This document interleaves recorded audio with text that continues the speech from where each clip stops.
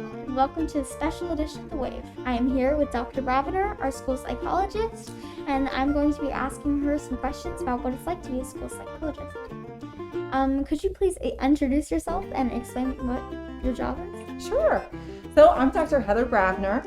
I was hired and began last January, actually December, and I came from Susquehanna School District, and which is actually at my alma mater, and then prior to that I worked for several years at Dallastown Area School District in York County. So I've been a school psychologist, I'd say, for about 17, 18 years. Oh, wow.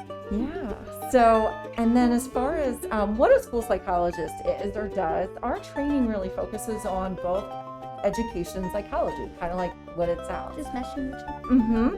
And so with my education, we really focus on child development, mental health, assessment, consultation, collaboration, intervention. So there's a lot kind of wrapped up into what a school psychologist does. A lot of pillars of student life, and that's great to kind of get all this together.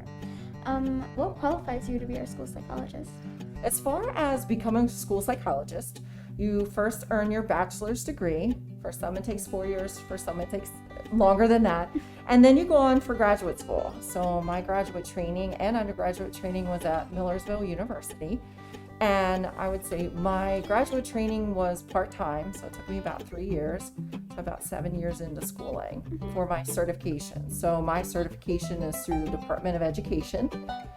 And it is different than a teacher's certification, obviously, because I don't have a certification to teach, but I need one from the educational department for psychology. Oh, that's interesting. That's a lot of schooling. It is a lot of schooling. What does your typical day look like here at SDMS? So my typical day is pretty busy. That's why I like it, because it involves a lot of different activities, and also I kind of get to make my own schedule, which I love. And so I might start the day like any other person, reviewing emails, making phone calls. I might talk to a parent as to what their concerns are with their child. If it's education related, taking them back to my team and seeing, do we need to move forward with an evaluation to determine eligibility for special education. I sit in several meetings, so I might sit in a meeting to collaborate with a teacher on behavior interventions if they need help as far as managing a student or understanding the student's needs better. A majority of my time I spend doing evaluations. So the evaluations that I complete are to determine eligibility for special education or gifted. And so that includes one-on-one testing with the student, which includes IQ or intelligence testing, some achievements, so looking at reading, writing, math skills. Look at those areas where a student might be struggling.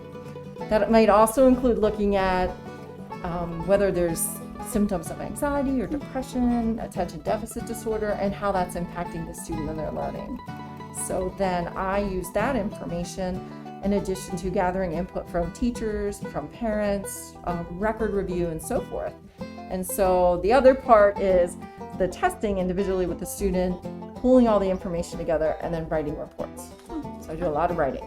That's a lot. It's also very interesting. Thank you. I think so too. What do you like most about your job? I think one of the things I like most about my job is I kind of feel like an investigator, and I like putting pieces of the puzzle together. So You're a big puzzle nerd.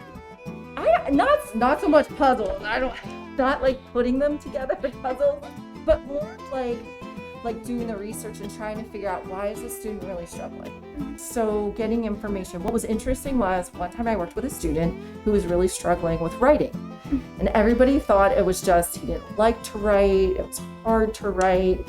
And so when I interviewed the student's parent, mom talked about how she has this anxiety with different textures and issues with like touching a newspaper and reading the newspaper. It was very interesting. And so when I worked with the student, I noticed how the way he held his hands, he wouldn't like touch the paper.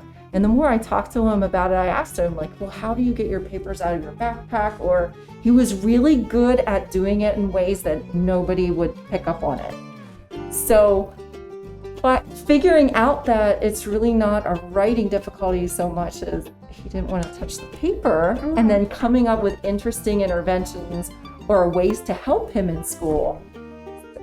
It's just fascinating and really interesting, and it makes me feel good to help students feel successful in school. Yeah, it's nice when you finally get to that end point and you're able to realize the success you've helped them cause. Yeah, absolutely. That's great.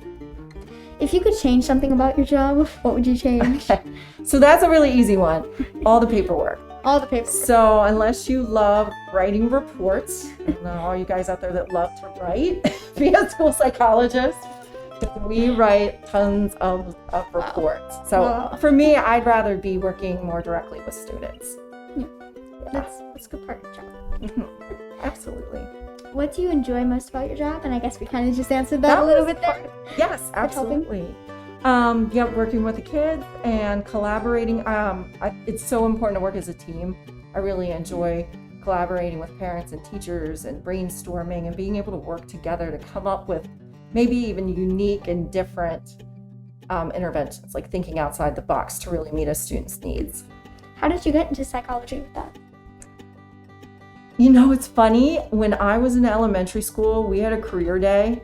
I think I was in 3rd grade, and I went in with a white jacket, and it said like Dr. Bravener. Well, it said Dr. Ladner, because I wasn't married. But couple things. One was my school counselor at the time had me come in and be kind of like a buddy to another student.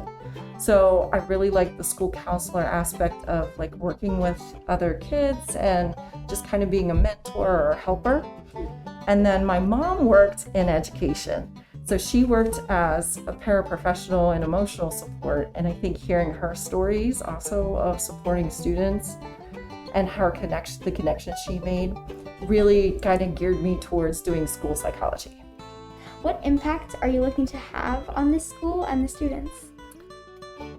As far as an impact, it's really important to me to be involved in the school community. So I like to, get to know faculty, get to know students, be involved in various aspects. Sometimes when you're like a contracted school psychologist, which I've done before, where you just kind of go in, do your testing, type your reports, leave, I like to be involved. Like school community is so important to me. So I guess just being involved in various aspects. So I will say like one of my highlights last year was I got to chaperone the prom. Yeah. So I really enjoyed volunteering, being a part. I'm going to be the co-advisor for our Free to Be Me club, which will be held after school. And last year I did a little lunch bunch at lunch. So I try to branch out there and really be involved. Just making students feel comfortable with the environment that they're in. Absolutely. That really makes sense, and that's great. In what context do you see students? So I work individually with students when they are referred for an evaluation. Mm-hmm. So that referral could come from a parent, can come from the educational team if a student's really struggling, or a student is showing that they need some enrichment or they're achieving above their grade level. So what would happen is a referral would be made, and then I would have a parent sign permission to be able to work one-on-one with me.